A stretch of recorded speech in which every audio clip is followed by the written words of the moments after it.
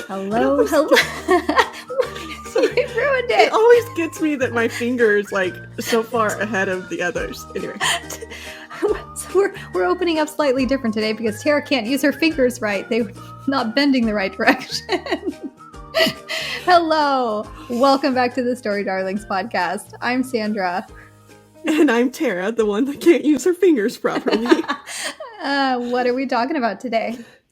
We are talking about It Ends With Us. So excited to talk about this. Book. Yes, we are going to compare.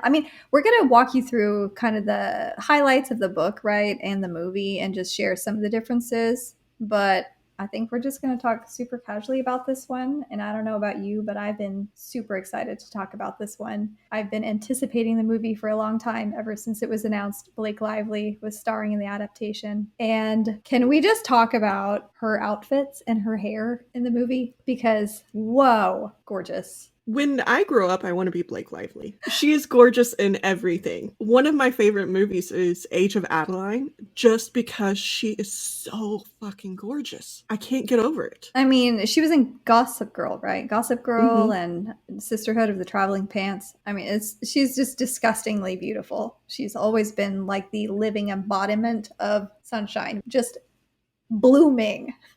Her and like Margot Robbie. Yes. I don't understand what kind of good they did in a previous life to deserve to be reincarnated as those two people, but... Someone out there is going to argue, well, they're rich.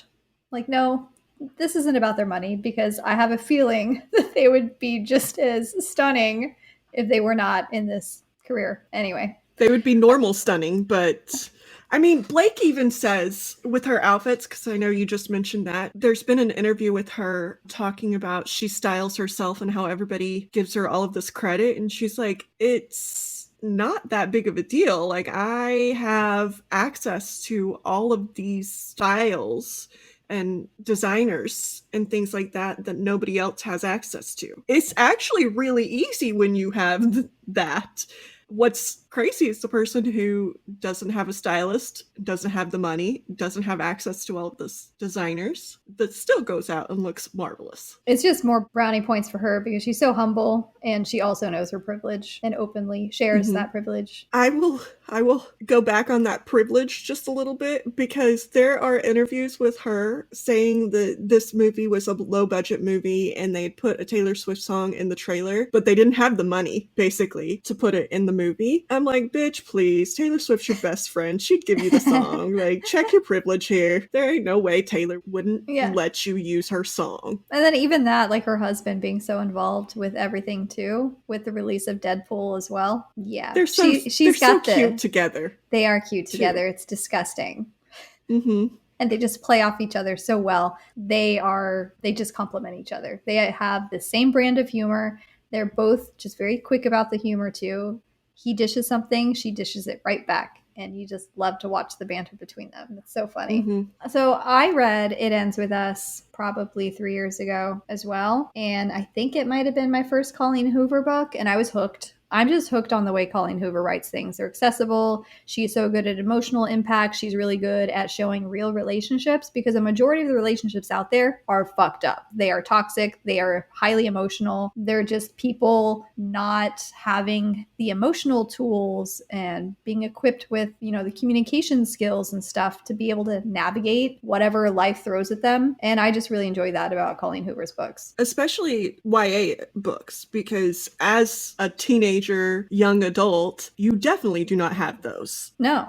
Emotional No, you don't. tactics and intelligence. There's been a lot of drama around the release of the movie, and not just the movie. Before the adaptation, there was drama around Colleen Hoover as an author. There is also a drama between the two takes of the movie, because the book does delve into some very personal situations that should not be made light of, right? There's domestic violence, and I think Colleen does a really, really great job at showing a little bit of a behind the scenes look at that. And you have people who are like, but that's not what happened to me. This is taking it lightly. And you have people who are against Blake Lively because she is promoting the movie as kind of a rom-com-y, like silly movie. And it is to a certain degree, but it does have some more deep scenes in it and a deeper meaning behind some of the stuff. Even the title has a deeper meaning, right? They're finding fault in Blake for not using it as a platform to discuss domestic violence, whereas Justin Baldoni, who plays Ryle in the movie and was the director of the movie, is talking more about the domestic violence side of it. And so you have people on two warring sides of it should have been more about that or it should have been less about that. I kind of disagree. Yes, I think that it should,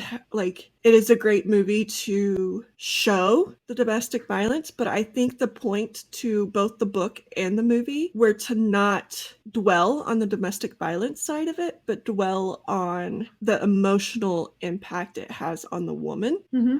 And that it's not always a cut and dry situation. And Colleen even puts this in the note from the author section that there's a lot of victim blame that goes along with women who stay in that kind of crappy situation. And that could be said all across the board with women who stay in emotionally abusive situations, financially abusive situations, physically abusive situations, women who stay just in, this is a toxic situation, women who stay in all kinds of situations where everybody around them can see every single red flag, and this guy is, or even girl, if you reverse it, this person is a walking red flag, but for whatever reason the person stays with them. And what everybody else is missing is all of those little good times, all of the falling in love, all of the, well, he's not that bad, well, she's not that bad, well, this is the backstory to what happened, all of those things that can go into, I'm going to talk for a woman because I've been in this situation, can go into your mind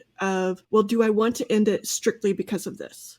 This one thing, is it enough to end the however many years? This one instance where he made a mistake, is it enough to end? This one situation, and I'm going to go a little bit of a spoiler. There's a time where she is put in a situation of, do I call the cops or not?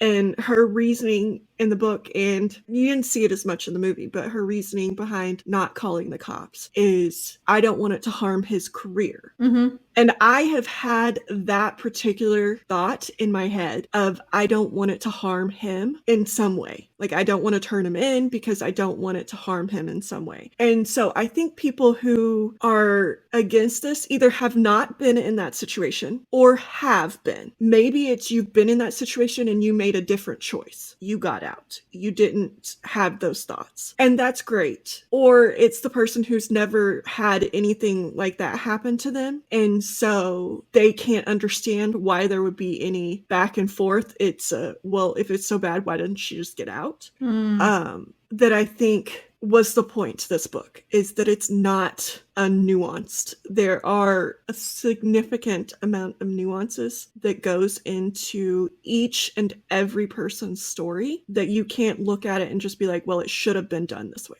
because that's the point. It's a nuanced situation. Like, every person's story with it is different. Everybody has a different line that they would never cross. And sometimes those lines, as it says in the book, get pushed. And now their line is over here. And I'd never let him cross this line. And then it gets pushed because 8 nice things have happened in between the 2 bad things. And they're like, well, now it's this line. And it's moving goalpost sometimes. And so I think that there's a lot of people not understanding in some of this, and a lot of good intentioned people trying to draw awareness, but also not fully understanding that in drawing awareness to one situation and expecting every situation to be the same is actually harmful to those situations that are not the same. I appreciated Colleen Hoover's acknowledgments page where she shared that her mother was in a domestic violence situation and was able to leave when she was like 2 years old. Mm-hmm. And I also really appreciate the way that the book was written, with the series of flashbacks that were sprinkled throughout that kind of set the stage for what Lily Bloom grew up with. Those experiences served as her threshold, right? Like her kind of norm for what she survived and experienced. So you talk about the moving goalpost and where you draw the line.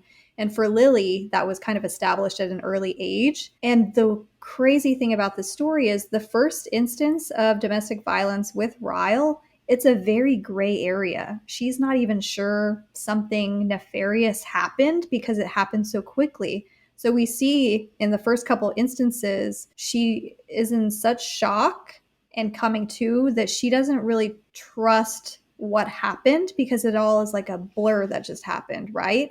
And she's one of those people where she was independent, just how she handled her father's funeral and how she's pursuing her dreams. Like she leaves this marketing job to pursue her dream of opening up a flower shop, which is what she'd been talking about since she was a kid. She's a very strong person. She's very able to hold her own and stand toe to toe with someone.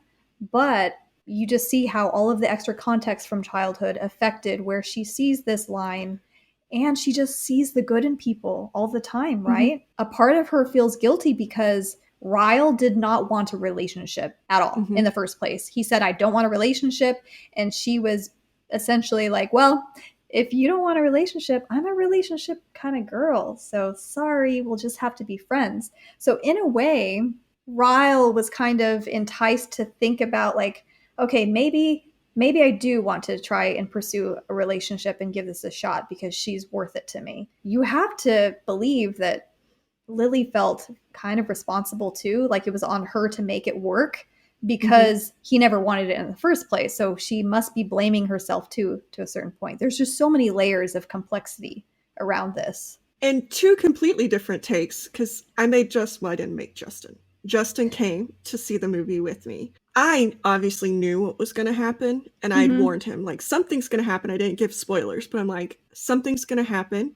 And Justin is a girl about sad parts in movies, and he, like, throws a mini hissy fit when sad parts happen in movies and TV shows. Like, the amount of times I've heard about Ross and Rachel, and that he won't even watch those scenes where bad things happen between them is astronomical. So I warned him that something was going to happen. After one of the flashbacks, he's like, oh, I'm not going to like the dad, am I?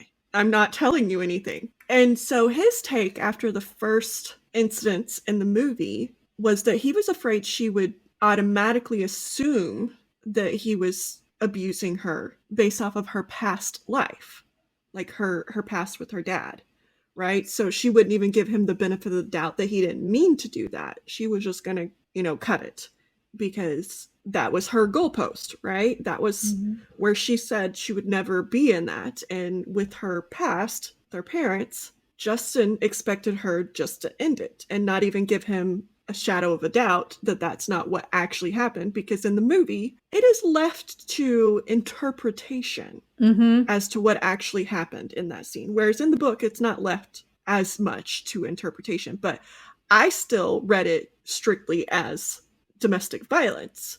And I think that that is where you had a slightly different take where you're like, it could have been, it could have not been. And Justin had a take of it wasn't, it was an accident, but she's going to read into it that it was. And I'm like, bitch, get out of there. Like, I know what just happened.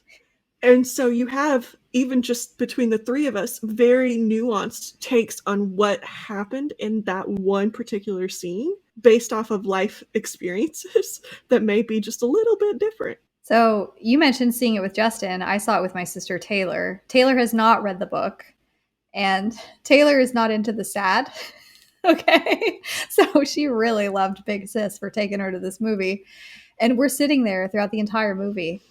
And at these pivotal moments that are just so dark and you don't really understand what's going on, like what you're seeing, I would catch her just like turn to look at me. Like she said to me at one point, I honestly have no idea what's going to happen. Like she didn't know whether Lily would stay, whether they would break up, if it was going to escalate and get much, much, much worse. She honestly didn't know. And she, like, Ryle is so likable too, you know, Mm-hmm. because not everyone is a black and white, you know, villain or good person. That's the thing that's so interesting about it, is he is a good guy. He's a good dad. He's a great brother. He is a great neurosurgeon. But there's this part of him that we see he had an experience as well in his childhood that really fucked with him and fed into these very explosive tendencies that come out with him. You want to talk about the childhood experience? When we first meet Ryle, let's go back to the beginning of this The book. first flag? We see, after Lily has made this roast at her father's funeral of, she's supposed to say 5 things she liked about him and she couldn't even come up with one, and so she just stands up at the eulogy and just stares at people and then walks off. That was such an And emotional scene, though, for mhm. real. Like, I was tearing up. So she goes to this building because she just wants to have some peace and alone time, right? And we see Ryle come up to the rooftop too, and he is beating, like, he is mad. He is like taking his anger out on this chair, this furniture. And he finally notices her sitting there like, what's going on? And I think, I can't remember if it's in the movie or the book, but Lily's character is trying to lighten the mood a little bit. And she says something about like what has him angry. And then she says, it's the chair, wasn't it? The chair did something to you. And Yeah, she's he's like, like, it was a woman, wasn't it? Or a man? No, it was the chair. yeah.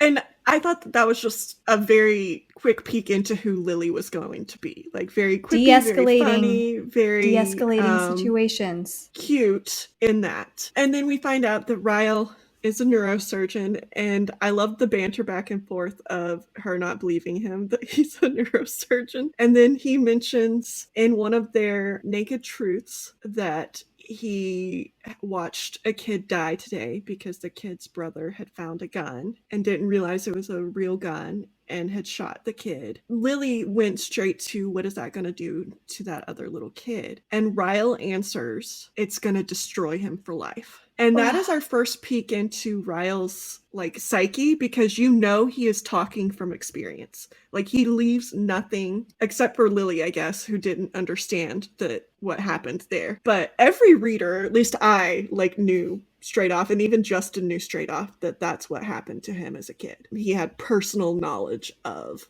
it's going to destroy him for life. And so that does come out in both the book and the movie, that he had an older brother that he accidentally shot and killed. And in the books, that scene got to me, where he's describing that happening. In the movie, it just kind of glossed over, which again is common take on books that turn into movies, but there were a lot of things that the movie just glossed a little bit over. Some of them okay, and some of them I think it took away from that compassion for Ryle a little bit, that they glossed over that a little bit. But in the book, it describes him trying to put his brother's brains back in his head because he thought that he could help him. I read more into that probably than everybody else, because he's a neurosurgeon for a reason. And that is the memory he has, is trying to put his brother's brains back in his head and fix it. And I'm like, no wonder he became a neurosurgeon, because he can fix other people's brains. And I mean, not that they needed to show like all of it, but like, I think that there was something that was missed in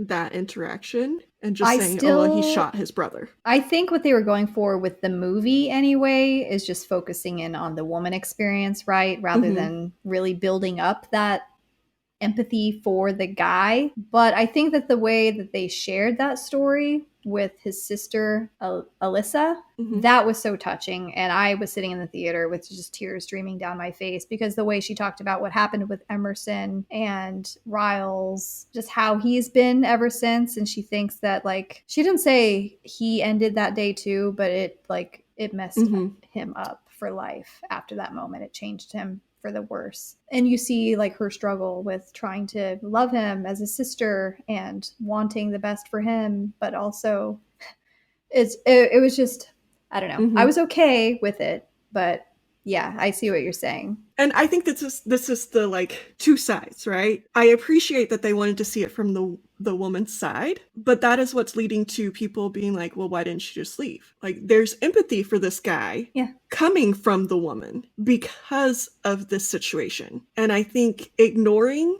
well, not ignoring, because that's not what the movie did, but like downplaying that, I think downplays her having a choice, because that did impact her choice. It did. That did create some even gray areas in her choice, that he also has dealt with some shit, right? And that is where I wanted to see some more of at least the big things. And that was a huge thing to him, just as much as her going through her family struggles. That was a huge thing to him, and then played a huge part in their relationship together and in her decision to stay or not stay. And so I think that was a little bit of a missed opportunity to say, like, this is where some of these gray areas come from. It's not just he's a bad person. He's had like this peachy keen life. He's not a bad person. He has a very reactive trauma response when certain things, and he needs to get help for it. Like, I'm not yes, he never got that resolved.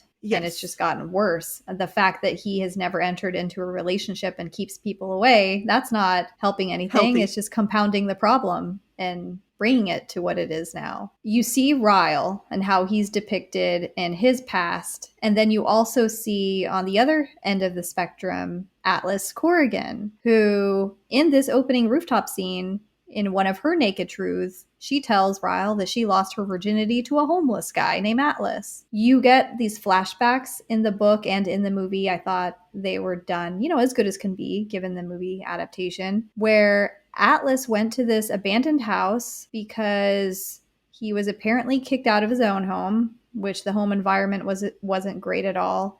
You find out that he went to go commit suicide because he was very deeply, deeply unhappy with his life and didn't have any value for himself. Lily was this angel of a person that he just happened to look up and see. And then she saw him sneaking in and out and gave him food and was like this first kind person, this first person to show him any kind of kindness and humanity, giving him basic supplies. And that's how their relationship starts. And you see him growing up in a shitty circumstance, abusive environment, struggling. He's bullied at school because, kids are fucking stupid sometimes and it just can be so cruel. And so I did like how they compared having his male character and then Ryle's main character too, because they both have extremely traumatic pasts. But the way that they were able to grow up and out of that type of behavior was completely different. And I think it's because Atlas let someone in. He let Lily in, whereas Ryle didn't let anyone in. Yeah, I mean, he had his sister and his family that I think he let in to a certain degree, but not all the way. Like, you do see a great relationship between him and his sister. And I think that is relationship goals because they are so cute together. But I don't think even she understood the level that destroyed him as a kid. Mm-hmm. And the level that it impacted the rest of his life. Like I said, even the career that he chose to go into, I think was influenced by the fact that there was that trauma. But yeah, I do see a lot of kind of Atlas being put on a pedestal and Ryle being vilified. Don't get me wrong, I think that is good and bad. His actions were bad, objectively bad. And Atlas has objectively been good, right? We never saw any bad scenes. There was one instance, but he apologized. It was the second restaurant scene whenever they started throwing punches, and that's a trigger for Lily. Yes, it's a trigger for Lily, but I wouldn't say that was objectively bad. It is a trigger for her, but he was standing up for her. So, I mean, I guess it is illegal because he assaulted the dude. I mean, it is his restaurant, but he did assault someone, and then he did it in front of Lily, and he did go to her shop to apologize. Yeah, so... yeah, I just, and that was also a scene where I had to warn Justin because I thought, I had read before I went into the movie that they were going to kind of downplay the domestic violence up till the end and leave her as an unreliable narrator. And they did, because there were a lot of times where she didn't know if it was or if it wasn't, and she just woke up. She said that verbatim in the opening scene. Or maybe I'm an unreliable narrator. Yeah. And so they were going to leave her as an unreliable narrator. So, knowing my husband, I thought that he was going to have a little meltdown when Atlas came into the picture because he was going to accuse her of cheating and, basically go Ryle. Yeah. And I was going to have some problems with him if he did that.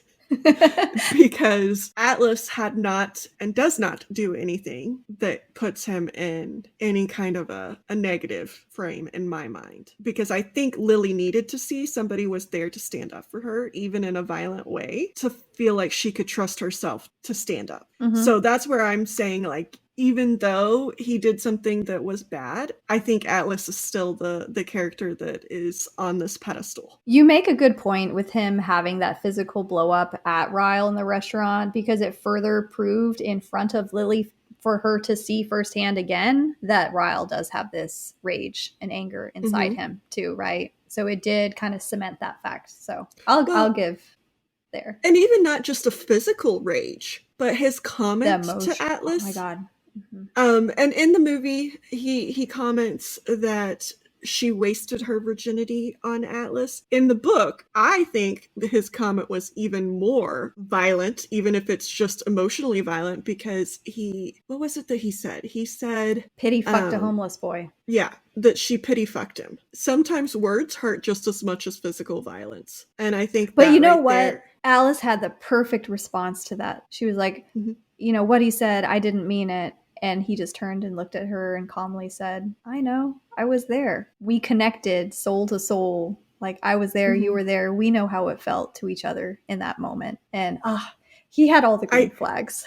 I think that was also a clear, like, point of no return for Lily too, because for me, as an outside person looking in, I saw how much he knew her. And in comparison, Ryle, who would say something like that to somebody that she cared about and that he knew she cared about, clearly doesn't know her, right? Clearly, either if he does know her, he doesn't care enough, or he clearly doesn't know her. Another aspect that I appreciated about how the dynamic with Ryle was presented was even just meeting Jenny, the mom, Lily's mom, and you see Jenny's face light up at hearing he's a doctor and he's so handsome too. So it just further adds another layer of this complexity around Lily leaving, because now her mom's invested and she never planned on introducing them in the first place. And I guess you could look at this situation as being a little bit manipulative on Ryle's part too, though, because he kind of wormed his way into this meeting. She wasn't going to bring him to dinner. He was just like, can I meet your mom? But also, like, devil's advocate here, like, from Lily's point of view, because I've had situations like this too. To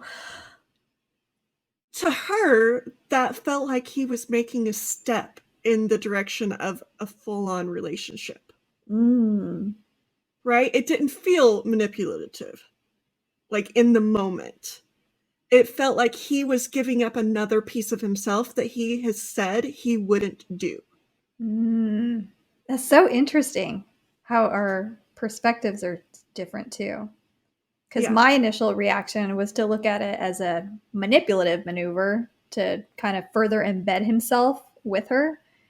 And you were like, no, she challenged him to go all in and be in a relationship. And that's exactly what he was doing. So it's very interesting.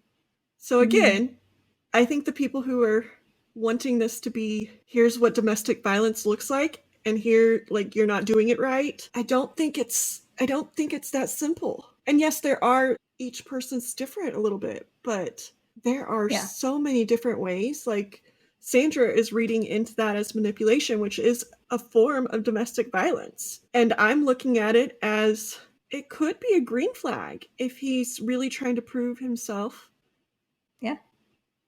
as invested in this relationship and really trying to make it work. Now, do I think that maybe it was a little too soon, or maybe they should have had a conversation around it first? Yes.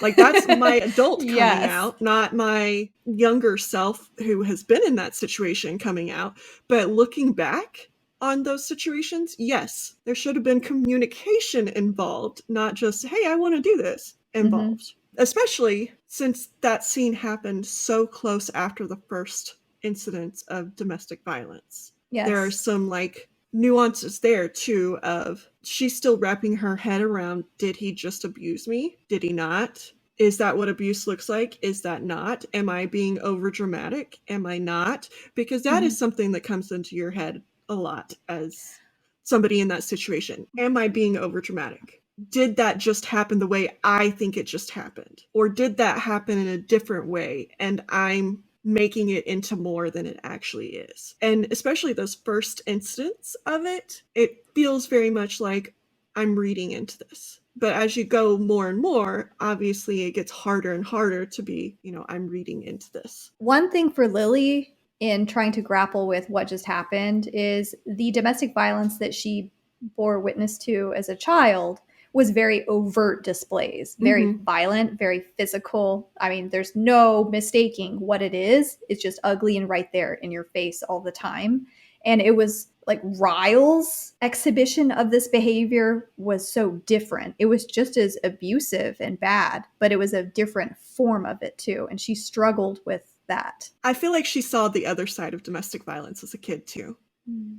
She just didn't realize what was actually happening. I have a feeling that her dad was not only overtly violent, but he had those littler moments too, where. Oh, with her, she was scared shitless, like in the And with kitchen her with the mom, cook. like, Yeah. but I Her feel like mom. she probably didn't. They didn't make the same impact that the overtly like violent situations did on her psyche. But I have a Well, feeling that she witnessed some of those other incidents too. she witnessed and she experienced firsthand herself. You get the sense that Lily grew up having to placate, right, Mm-hmm. and disengage him from blowing up.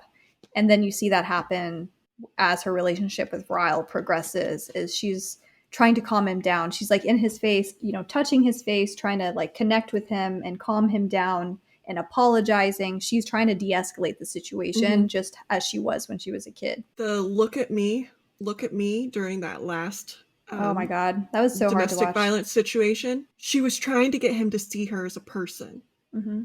and as the person that he loved to get him to stop. And yes, that is like a de escalation tactic of see me as a person outside of your rage. Yeah. See me, like look at me. I am the person you are doing this to. It's not just an entity. Mm-hmm. I'm with you. I think she probably had a lot of that with her dad too, especially during the scene where he attacks Atlas. You see her try and like get him to draw his attention away from Atlas and to her. Like, Mm. I'm the person you love. Help me. You are hurting me by hurting him. Another thing I liked about both the movie and the book, especially the book, is there's one point where she asked her mom why she stayed, and her mom just simply said it was easier to stay. And I think that can speak to all kinds of people because, as you said, everyone has a different threshold with what they can do. For some people, it's going to be much harder, financially impossible to leave a horrible situation. So they do stay. And they believe that trying to de-escalate the situation, walking on eggshells so that another instance doesn't happen, as soon, and things like that is easier to deal with than walking away. And so I appreciated that raw honesty. Like that was just another perspective that we got on this other woman who survived through this kind of shit. So, Well, and I think there's another part to the easier two, especially with her dad, because he was the mayor of the town, right? And we saw him get away with the abuse towards Atlas because they just blamed it on he was a homeless guy taking advantage of my daughter. And because he was the mayor, his word was gold, right? And you see mm-hmm.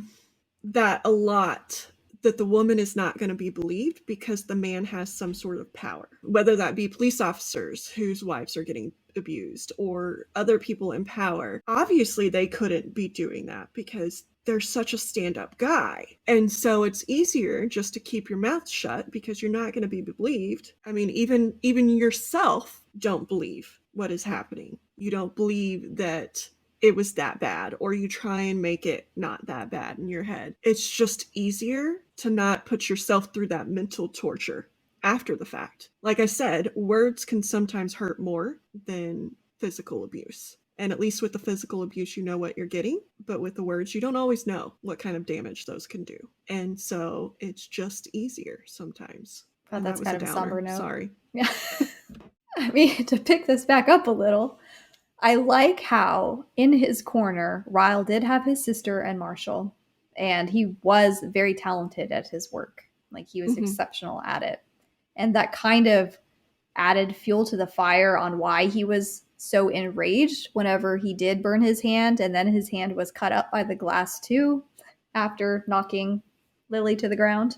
But at least he did have his sister in his corner. Like that was a positive influence for sure because she was such a likable character. Like very optimistic, very enthusiastic, very hardworking, some comic relief in there, and very supportive of both Lily and her brother in different ways, like they needed. I'm And going to then, get hate for this. I know oh this God, already. oh no, I know what I'm are going you to get gonna hate. say? So the scene, the very first physical scene, right? The casserole. Yes. So she giggles at him because he touches the hot pan. And that's his own And choice. Like, she's wine drunk she's too. drunk. He's drunk too. Like, they're both drunk. He makes a mistake, touches it with his hand. He has a surgery. It's going to be saving the lives of 2 little children. Like, I get all of that. She pushes him back. So she also engages in a form of domestic violence after she wakes up.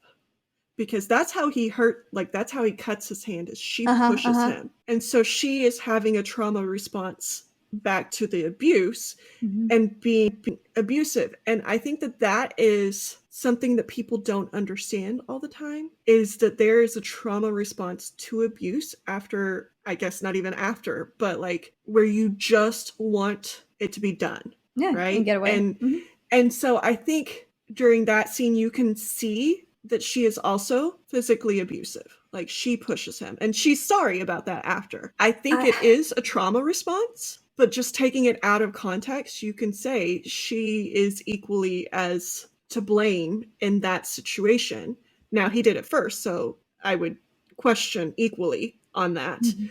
But there was domestic violence back and forth in that situation. No, and it I don't think wasn't you're just gonna a get clear cut, hate. he did it, she didn't do anything, like, because No, she you see did. her. You're But not that's gonna get the only hate for time that. you see her fight back, because she felt bad about it. She felt like. But even the way that scene happened, it was done, I thought, very well too. Because you see at dinner, she's just like, "Oh yeah, we had an accident because his hand is bandaged up, and she has like a black eye." I think that just adds more complexity to it because it is never black or white. So of course she would, after just coming up off the ground after something like that happens, of course your reaction is going to be shove somebody away, and you don't think that they're going to stick their hand into a pile of shattered glass, of hot casserole and shattered glass. And yeah, so it was another one of those morally gray those gray areas that happen. So I think some people would come out of that saying she's equally as abusive, or that particular situation, because I mean, hell, Johnny Depp, Amber Heard, that's exactly what they said. Geez. Right? Yeah. But I think that those people are negating the fact that there's a trauma response. If you just woke up from being basically laid out and not understanding what happened, to not wanting this person that you have these foggy memories of hitting you, to be near you at that moment. And that is with every subsequent instance of domestic violence that they have at home. This is when it starts getting ickier and ickier for me, because his reactions to realizing what he just did becomes more and more gross. He becomes more desperate. He is in her face trying to get her to forget about it and play it off. And, "Oh, I'm so sorry. I'm so sorry. It'll never happen again," making all these promises. And that is just, after that first instance, that's when it's all downhill for me. He also, and that's when he starts being more manipulative. Manipulation. That's what I was let's going to say. Let's get married. Wouldn't it be great to have a baby? And blah, blah, blah. Like, that's when, maybe that's why I thought that first thing of meeting the mom was manipulative, because of his behaviors progressing after. And see, I didn't take the wedding or the baby as manipulation on his part. Oh, geez. I took those again as him trying to prove that he was better than what he was being, right? That he was wanting to take those steps with her. Do you still feel that way? Yeah. I mean, I saw Mm. manipulation from him after each time. Don't get me wrong. I saw him manipulating her into not telling people what actually happened and Or beating her to the into punch. Yeah. the book went into this even more with her dad too, into every like couple weeks after an abusive situation, the next 2 weeks were fan freaking tastic, right? Because he would do all the things that she wanted him to do in the first place. He would make that effort, and that is where I saw the manipulation. But I think those things outside of that, trying to make it better, once he realized it was better, I think that those were true Ryle moments up Mm. until the next manipulation. We're going to have to disagree on that part, but I can understand where you're coming from 110%. Why it looks that way to you. I understand. I think that I that was just like just, for me, I always just felt like he was trying to control what her reaction would be after that happened by showing that he wanted all those mature, responsible things still with her. That's why I look at it as manipulation well, and I because he's think, still trying to control what happens afterward and how she interprets it and moves on from that. so I think timeline for me would be very important. I'm assuming that there has been at least a month or two in between when the abuse happened and when these things happened, because we've It's had a kind of baby hard to in the tell in between time, right? Like, in the because when movie. he says he wants to get married, isn't it I feel something like big had everything just happened happened? Just, very and then quickly. when he said he wanted to have a baby, that was after the sister's baby was born. So that was like 9 months in, at least, because Mm-hmm. sister didn't get pregnant for a little while after they got together. So I mean, and even that feels like it came up like a normal regular conversation, because sister brought up something about babies and he's like, I would like to have babies with her if she wants them. And Were they so to married? me, yes. No, he is that when he proposed when the baby was born? Like he got down Well, on his in the knee or movie it something? was, but I don't think that that's when he proposed in the book. I Yeah, I think that can't they were remember the already timeline. married in the book, because she even says in the book that she never got to see him because that was right after the baby was born, was the last domestic violence Mm-hmm. incident, Mm-hmm. right? And so she never got to see him and how he was with Riley, because she wouldn't let there be any moments together. And so I think he brought up the baby with her at that point after the baby was born, but I think that they had gotten married before. And I'm going out on a timeline limb of, so they get together, it's like 2 or 3 months before the sister announces the baby. There was that first kind of iffy, in everybody's Yeah. opinion, domestic violence incident. Then there was the second one that was less iffy The in stairs. that in between time, and then they get married after that one. So that could be, depending on how long it was in between that second time and the marriage, and then that third time after he had mentioned the baby. And I'm pretty sure that was after he'd mentioned the baby, because there's not any talk about a baby, and she didn't know she was pregnant. They weren't trying for a baby. Yeah. So I think the third domestic violence was after that baby was born. Yeah, it was. And so I don't see him being manipulative in that instance, because he hadn't been abusive recently. So why is he manipulating her if he's not been abusive recently? Because that's not how abusers work. They think after their 2 weeks of penance, they're good and they go back to their normal selves, and then they do it again, and then they have their 2 weeks or whatever of penance, and then they go back. And so you have this cycle of abuse, penance, normal relationship, abuse, penance, normal relationship. And so I think some of those things weren't at least meant to be manipulative. I think they may have been more manipulative towards him in some ways, because he wanted to want those things, right? Like you said, he was kind of talking himself into it because he Yeah. wanted her. Yeah. So I can see him trying to talk himself into that, thinking that that would make him better or help him be a better person in the relationship. But I don't Yeah. know if he was trying to manipulate her in the sense of kind of baby trapping her, Yeah. if that makes That sense. timeline doesn't match up for that. What I did find really gross was book and movie. Second time the domestic violence occurs right before the stairwell, and she's talking to her mom, hangs up. He broke something. She goes in to check, and he's like, I dropped your phone. My first thought was, why did you have her fucking phone? Like, what were you doing? And so, like, in my brain, I'm like, is he Has he been checking her phone? Like, why did he have her phone? Well, in the movie, she asked him to go plug her phone in. She asked him to plug in her phone. I don't think that happened Mhm. in the book, though. No, I don't think so either. But in the Because movie, she took a she point shower in blankly the book. asks him. Yeah, in the book she took a shower and comes out and he's fucking pissed off because he dropped her phone and found this. And so my Yeah. mind, I'm just like, there's abuse happening all the time, not just these big Mhm. situations that happen physically. Yeah. And that's what I was getting at with her dad. Like, there's abuse all the time. It's just, are they the memories that stick? Yeah. No. How's it It's the manifesting? big abuse that sticks. It's not the little things. It's not the little comments. It's not the manipulations or the, I don't know the word I'm looking for, the swaying of opinions. It's not those things. Those things happen the entire time. Like, even from the beginning, you could say that there was abuse. Like, you could say that there was the inklings of abuse because he wouldn't let it go, right? He kept trying to get her to have sex with him, even though she had said, the fact that like, he just showed up on her doorstep and was just like, I knocked on X number of 29 doors to get to yours.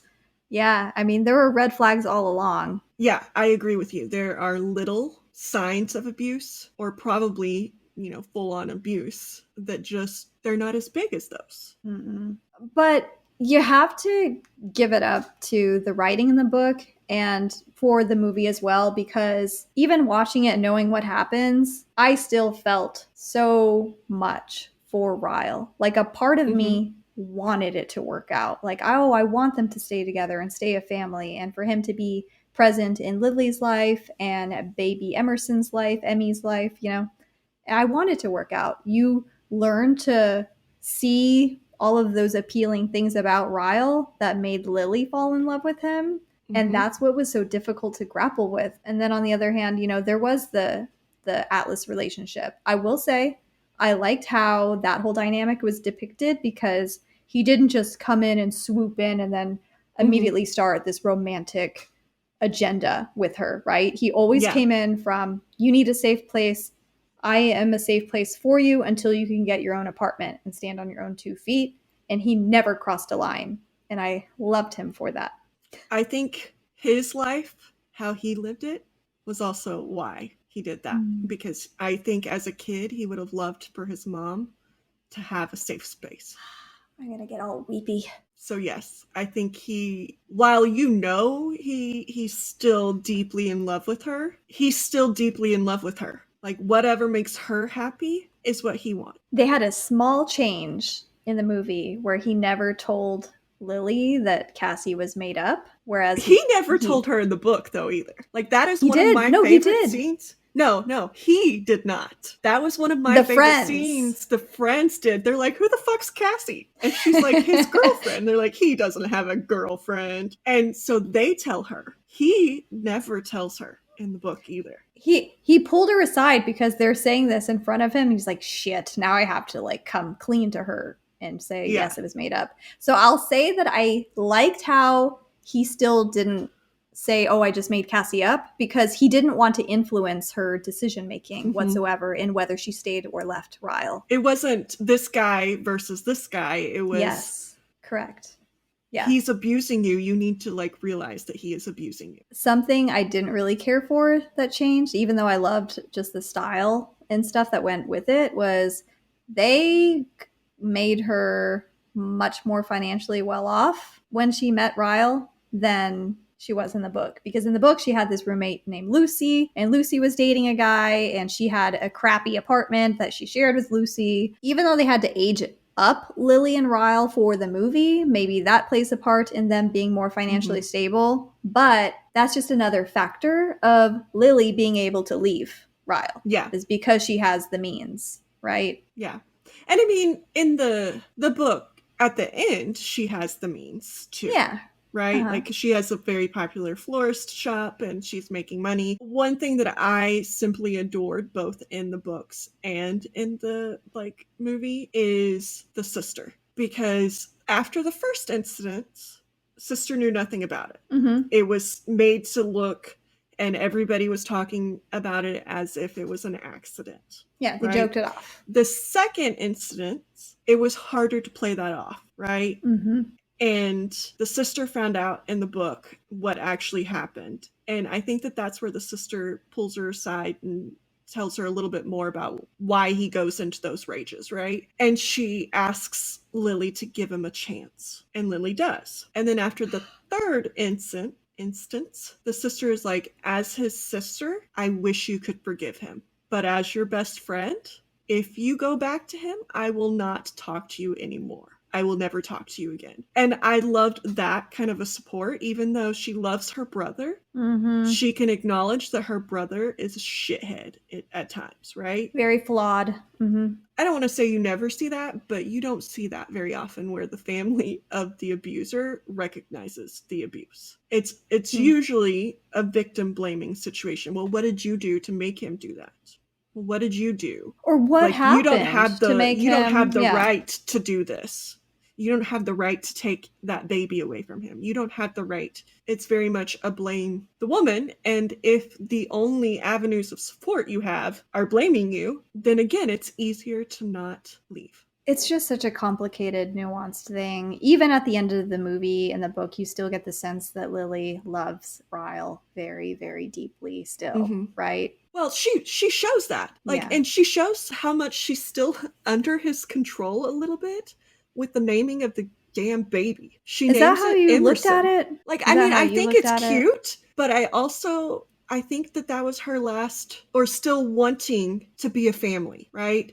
She wanted to name this baby something that meant something to him. That's an interesting angle, because I looked at it as this was her final gift to him to help him heal. I think she knew what she was going to decide all along, which was to divorce, and she did it in a public, open setting, when the baby was born. But I think she had her mind set up to leave him, and her naming their daughter Emerson was a gift for him to be able to heal. Like, this was her saying, I don't hate you, I don't resent you, I love you, and I will always love the time that we had together. This is me naming our daughter after your brother that you lost, that has haunted you ever since. I can see that.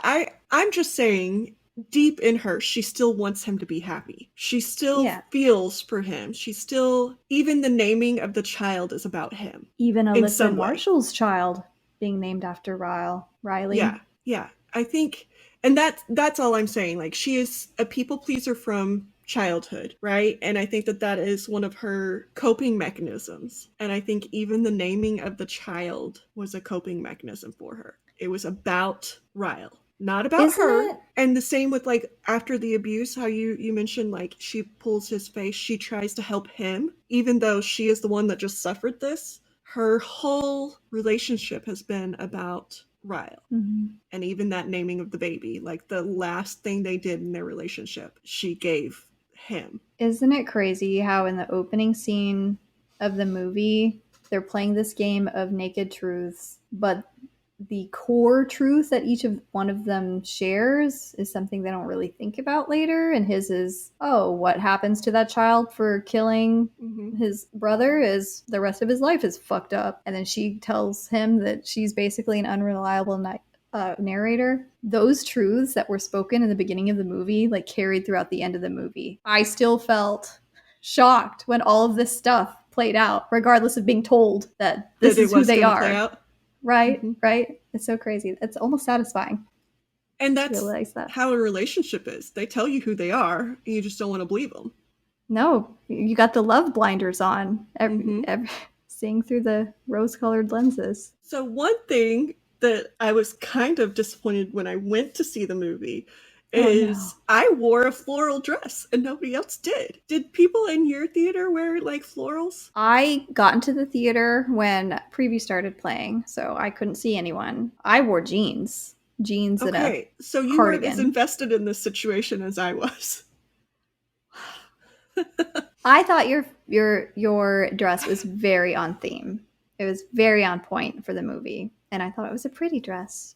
Well, like, I've read all of these articles where Blake Lively is like, go get your friends and wear floral and go see the movie. And I was like, okay, everybody's going to be wearing florals. This is what happens when you go down all the rabbit holes of looking up all these articles, whatever. I just look like the person too invested in the damn movie. Were there a lot of other husbands or boyfriends or anything in the movie? Four I total saw men. same. I saw a handful of guys in the movie. I can't tell you if they're straight, married, gay, whatever, but there were a handful of guys. Oh, I But could tell you because they came in with their women, and two of them looked very up to be there, and then oh two of them no, were that's going not what along you with want. it. These guys need to be good sport. Lose attitude. Justin even made a Oh, comment about like one, and he's like, okay, so you can tell that this is going to be a chick flick because that guy just offered to go get popcorn. And there's no way that if this was a movie he was wanting to see, he would go get the popcorn. She would have been going to get the oh. popcorn. I'm like, mm-hmm. I mean, good point. Did He's like, he Justin get doesn't care if sad? he misses anything. He's like, peace.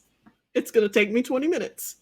The women's line after the movie. I mean, Taylor and I were first through the women's restroom doors because I needed to go to the bathroom, A, but B, I wanted to check my makeup because I sobbed way more than I thought I was going to sob during that movie. Not a single dry eye. And you can tell people were trying to hold their tears in throughout the movie, but it was just Mm-hmm. this chorus of sniffles and those huffy gasps and everything throughout the movie. So I realized the movie was PG-13. They took out a lot of the spicy scenes, and I think in the book that adds a different level of their relationship is those Yeah, spicy scenes. yeah. Because It there's a deepens whole the connection in a way. stethoscope scene that I'm like, holy shit. Uh-huh. Uh-huh. But then that leads into the second. I forgot what he was mad about in the second I think the second instance. instance was finding the phone number, right? After they were married. And she was just like, it's Yes. nothing. Like, I haven't even looked at it. Like, I promise you. And he's like, you really promise that nothing, da da da da.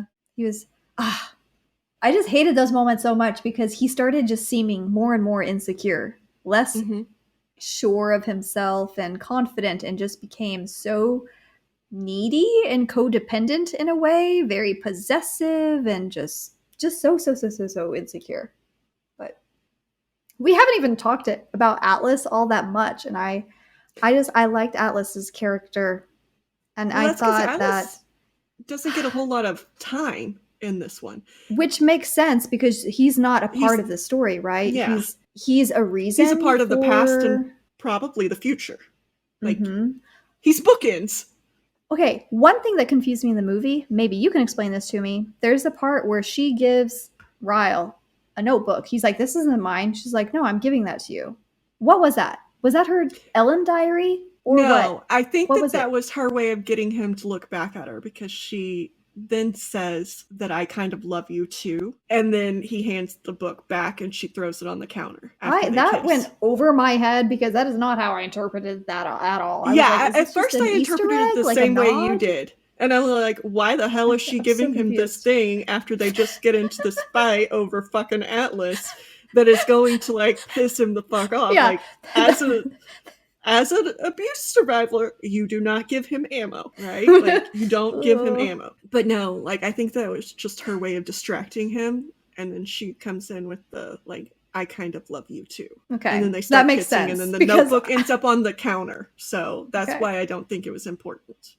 I But was it so could be like confused the I couldn't coffee even tell cup you. in Game of Thrones, and they didn't really realize what was God, happening the there. damn coffee cup. There's also like they gloss over, and this is a scene that I could see manipulation on Ryle's part. They gloss over the fact that for his job he wants her to move with him, and she's like, Right. no, like, this is my home, this is where my mom is, this is where my shop is, this is where my friends are, I'm not leaving. And he I gets a mean, little bit, he gets pissy, right? But he eventually mm-hmm, is okay with it and apologizes. But that was yeah, just another thing that happened, right? Where he's trying to yeah, control where she is and who's around her, her dependence on him. That would have been a bad decision on her part. yeah. And also the time away that he spent in England in the book, so they had some physical distance, and that gave her time to separate from him and really figure out how she feels about this and what she wants to do. Mm-hmm.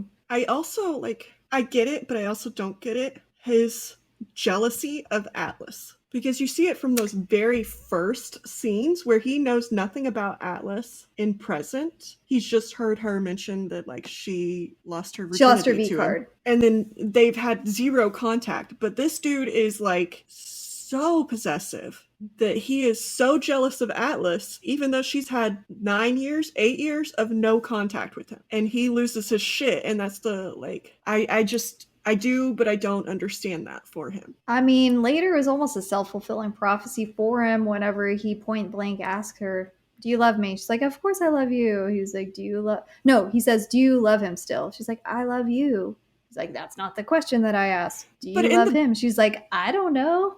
But in the book, she says that he will always have a place in my heart. I will always love him rightfully so, right? To a certain degree, because yes, her dad almost fucking killed the dude in front of her, even if it's just a trauma love response. And he said that she saved his life for that. Like, I'm sorry, that is misplaced jealousy. And that, like you said, was a self-fulfilling prophecy for him because he kept getting worse over this jealousy that should not have even existed. Like, she wasn't going out with Atlas. She wasn't going behind his back. She wasn't having conversations. She wasn't doing anything to build a relationship with Atlas in the present. Yes, they had a relationship in the past, but dude, you're a womanizer. You've had lots of situations in the past. Like, get the fuck over it. But that's, again, I think one of the things with men and women is women aren't supposed to have had any kind of a past. And any kind of a past is bad for women, whereas men are just good. Just goes with the territory. You know, that's how it goes. Okay, so given everything with this first movie, this first book, you haven't read the second book, which is It Starts With Us. I don't think I've read the second book. and I think I need to clarify because I've told Sandra this. Okay, so I bought the second book like years ago. Only bought the second book. Only bought the second book because I thought it was the first book because It Starts With Us should be the beginning, right? Like, in my head, I thought that was the first book. And so I bought it, and it was like right after it came out. So I either have book amnesia about it because I don't remember the characters of Lily and Ryle or Atlas, or I figured out before I read it that it's actually the second book, and so it's still sitting on my shelf. I don't know for sure. It may come back to me when I'm reading it that I have, in fact, read that book. Do you think I may have some deja vu moments? You'll have to let me know if you actually did read the second book first. Do you think that we're going to get a second movie? I hope so. I think so. I don't think Justin Baldoni will direct it. I don't think he had a good time in this movie. Just based off of some things I saw online, like even he has said, I don't think I'll be back. I hope they don't change out him as a character, though. That always just throws me out of it. Like the after he be series in the second book, very much. Yeah, well, yeah. I mean, there's still Amy's the dad, whole maybe? parenting dynamic. You get the sense that she is maybe she's open to pursuing things with Atlas, right? But there's still definitely the dynamic with, okay, what kind of headspace is Ryle in? Is he healing? Is he growing? How's he going to handle this? So that's still very much a big question mark that's going to have to be developed in the second book. I could see him getting some like therapy and stuff and becoming better. Yeah, he's not a bad guy. He has a lot going for him. He just, he needs some help, some professional help. Yeah, anger management. Yeah, some therapy for his. He's got blackout rage. I don't know what you do about blackout rage. Well, I think he needs to address his trauma regarding his brother, and then that will help that rage. I'm talking like he's an actual person and we're actually going to help him. but these people are out there. Yeah. And I say again, I feel like I'm like a walking trauma because I'm like, every time we read these traumatic books, I'm like, I've been there. I've done that. I've had a lot of trauma responses that once I got into therapy, I'm like, oh, that's what that was. And you start addressing the trauma behind it that sometimes you don't even realize you had, and you can start changing those trauma responses a little bit. And so I hope for Ryle, who is a real character in my brain, he gets some help with that, because I think his life would be a lot better. Yeah, so he can be the best dad version he can be for Emmy, too. And how sweet was that? Like, I know it's supposed to be such a tear-jerking moment where she tells him she wants a divorce, but I just had a lot of love for both of them in that moment and how they handled that moment. Yeah, because you're a human being. You would hope that somebody would walk away from that scene like feeling just heartstrings tugged for both ends of it, right? Like, I loved it. I loved how she got him to understand why, that it was, you know, if your daughter did this. Because I don't think her dad would have cared. No, One of the criticisms of the book and movie is that Colleen Hoover or the movie romanticizes these villains, these bad people, these people that abuse and are violent. Is it this movie that says, or this book that says, there aren't bad people, there are people who do bad things? I don't know if it's this book. Would it be in the Okay, acknowledgments? no, I thought it was Ryle saying this during their first meetup, but I could be Maybe. wrong. I think that along with we blame the women for staying, but we don't blame, or we don't hold the men to the same standard for doing the abuse, are the takeaways for this book for me. He's not all bad because he did something bad, but he needs to be held to the same standard we're trying to hold Lily to, in that why didn't she just fucking leave? Well, why didn't he just fucking stop? Like, When she was in his face, begging and begging and begging. Yeah. Like, that was hard to watch. I don't think it's glamorizing or romanticizing it. I think it's putting a correct lens on it. Because when you're in that situation, you don't always want to believe that you're in that situation. No, you don't want to believe that, and you want to believe in the potential of it. Like, you see the potential and what it can be instead of living in the reality. Yeah, and you want to believe in the person that you love, and that he didn't mean to do this to you, or that there's no way he could have done this on purpose because he loves you. And I think that is something that as women, we are ingrained from like birth to want to have, is love of a man. Like, I mean, how many Taylor Swift songs are about like people saying you run through men too much, they don't actually love you, blah blah blah. I think there's a line in one of her songs that's all they want to see is either a wife or a one-night stand. They don't want me to be an in-between. I think we're ingrained to want the love behind it and not want to give up on that over every little thing, because also we're ingrained to believe that we're hysterical and emotional and all of these things. Which are counterintuitive to a relationship sometimes. Well, look at how many emotional outbursts Ryle had. He was the more emotional one. But men aren't emotional. Rage doesn't Sandra. count, apparently. Yeah. Violence doesn't count. So I don't think, I think it's very much like my take on After, that I don't think that was romanticizing a toxic relationship. I think it was bringing to light that this happens. Whereas everybody wants to either believe, okay, it happened, but let's just get over it, or that doesn't actually happen, you're just making that up. I don't think that this is the type of relationship people should be trying to get, and I don't think that that's what they implied with this movie at all. Maybe a little bit more with After, that they were implying that this is a good back and forth, If y'all don't know what we're referring to, the After series by Anna Todd. I think it's 5 books in that series, and then a spinoff. 4 movies. That was our very first episode on Story Darling, so go back and give that a listen if you're curious about those books. But no, I don't think that I think for me it made me feel seen a little bit. Yeah, it did too. I nowhere in that did I come out of it thinking, oh, I want a man like Ryle. I mean, yes, Ryle has some good points, and nice I would like a man job. with those good points. But I mean, he was 6'3", blue eyes. No, he didn't have blue eyes. Never mind. I was trying to do that like TikTok tall, thing. 6'5", blue eyes, in finance. It was good. Yeah. I really enjoyed the movie. I hope we get a sequel, and I could see me like owning this movie so that on a cloudy, rainy day when I just feel like wallowing and want to watch a quote unquote chick flick, that I'll just pop it on, because there were fun moments, like nice moments too, but there was, a lot of serious stuff happening. Like, I know you gave me a hard time about my book picks and it being a cozy movie, but that's what I mean, this is not objectively a cozy movie. I read 3 different books during your birthday month, and one of them was the 600-page downer. Okay. One of them was a light, fluffy read, and then the other one was a downer-ish too. I didn't think they were going to be downers. Yeah. She doesn't know. I went in like, oh, let's see what's going to happen. I find that hilarious though, because Sandra, like, if you've listened to our first bits of our podcast, Sandra's always the downer, and I'm always the like, look on the bright side, it could be worse. Yeah. And then my books are like, life fucking sucks. And Sandra's books are light little reads.